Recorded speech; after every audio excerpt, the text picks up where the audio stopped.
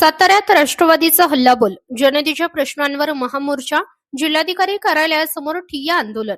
महिलांवरील वाढते अत्याचार, पेपरफुटी प्रकरणे, महागाई, भ्रष्टाचार, इंधन दरवाढ तसेच सर्वसामान्य नागरिकांवर होत असलेल्या अन्यायाच्या विरोधात राष्ट्रवादी काँग्रेस शरदचंद्र पवार पक्षाच्या वतीने आज साताऱ्यात जोरदार महामोर्चा काढण्यात आला.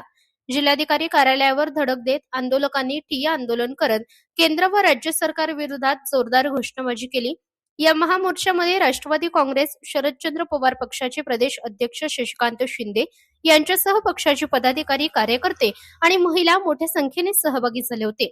मोदी शहा सरकार हाय हाय, महागाई कमी करा, पेपरफुटी थांबवा अशा घोषणांनी परिसर दणाणून गेला. आंदोलकांनी सातारा जिल्हाधिकारी कार्यालयाच्या प्रवेशद्वारासमोर चक्काजाम आंदोलन करत प्रशासनाचे लक्ष वेधण्याचा प्रयत्न केला.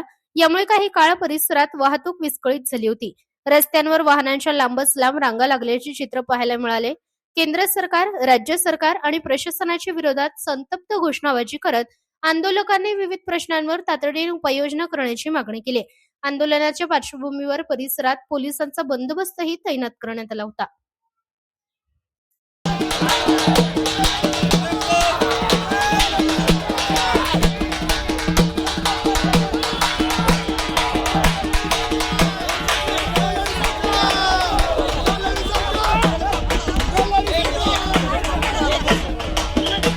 देशात आणि राज्यात आगामी येणाऱ्या संकटाच्या विरोधामध्ये जनतेमध्ये जागृती व्हावी आणि त्याचबरोबर या सरकारच्या विरोधामध्ये सामान्य जनतेचा आवाज पोचावा म्हणून छत्रपती शिवाजी महाराजांच्या आणि चव्हाण साहेबांच्या पवित्र भूमीमधून सातारा जिल्ह्यामधून हे आंदोलन करण्यात आलं.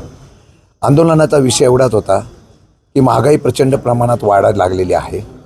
सामान्य लोकांना त्याची झळ पोचते. त्याचबरोबर पेट्रोल डिझेलची भाववाढ ही प्रचंड प्रमाणात होते आहे. सरकार हळूहळू दरवाढ करण्याचा प्रयत्न करून जनतेला फसवत आहे. कालही या असलेल्या पेट्रोल डिझेलमध्ये जो काही सरचार्ज आणि GST लावला जातो तो कमी केला तर जनतेला या ठिकाणी रिलीफ मिळेल अशा प्रकारची भूमिकासुद्धा आम्ही मांडलेली आहे.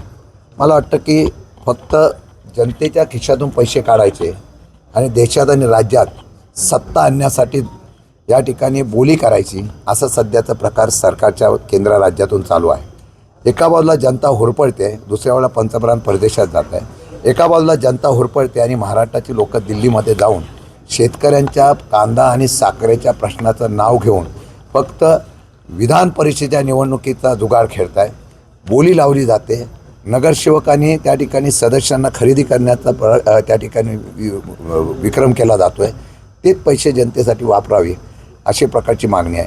जिल्ह्यातल्या प्रश्नातून आम्ही एवढंच सांगितलेलं आहे, 2-3 विषय सांगितलेला आहे की आज सातारा जिल्ह्यामध्ये सुद्धा आपण जर बघितलं तर 120 ते 130 लाख टन कांदा उत्पादन या देशामध्ये होतं. 20 लाख टनापर्यंत आपण वापरतो आणि प्रक्रिया वगैरे येतो करून 80-90%, 11 ते 12% टन फक्त कांदा या ठिकाणी निर्यात होतो, आयात होतो. मला वाटतं की या सर्व गोष्टीच्या माध्यमातून 80 लाख टन कांदा शिल्लक राहतो. आज सातारा जिल्ह्यामध्ये सुद्धा कोरेगाव असेल, पुशेगाव असेल, खटाव असेल, लोणंद असेल, खंडाळा असेल, फलटण असेल, इथे मोठ्या प्रमाणात कांदा आहे. खंडाळ्याला कांद्याचं केंद्र आहे. तिथे सुद्धा नाफेडचं केंद्र व्हावं आणि कांदा खरेदी केला जावा अशा प्रकारची मागणी केली आहे. पाणीसाठा कमी झालेला आहे. मंत्र्यांच्या अधिकारापेक्षा सामान्य जनतेला पाणी वापरण्यासाठी जिल्हाधिकाऱ्यांनी आता पाण्यावर त्या नियंत्रण ठेवावं अशा प्रकारची मागणी आमची केलेली आहे. मला वाटतं की बरेच प्रश्न आहेत, परंतु सध्या या देशामधल्या बिकट परिस्थिती येणार जी आहे 1 वर्षामध्ये, ज्याचे सुतेवाज अर्थतज्ञापासून अनेक लोकांनी केलेलं आहे, पण तिकडे लक्ष अजिबात नाही. भांडवलशाही विचार करून ज्या पद्धतीने सत्ता राबवली जाते त्याच्या विरोधात उद्रेक करण्याच्या बाबतीत मला निर्णय लोकांमध्ये आहे. मला आज आनंद आहे की आज महिलापासून अनेक लोक ह्या आंदोलनामध्ये तरुणांपासून सगळे उतरले होते आणि त्या आंदोलनाच्या माध्यमातून सरकारला आम्ही इशारा देऊ की महाराष्ट्रामध्ये आता लोकांमध्ये प्रक्षोभ व्हायला लागलेला आहे आणि हा प्रक्षोभ वाढला 100%. काही लोक म्हणतात की राजकीय नौटंकीसाठी, राजकीय फोटोसाठी हा मोर्चा काढण्याचा प्रयत्न विरोधक करतायत. मला वाटतं की त्यांचं राजकारणाचा असलेलं हा वक्तृत्वावर आम्ही निषेध करतो. विरोधक हा जनतेच्या प्रश्न उतरतो आणि तो याही पुढे महाराष्ट्रामध्ये सगळीकडे तुम्हाला पाहायला मिळेल. इतका उठाव होईल की केंद्र आणि राज्य सरकारला हादरे बसतील.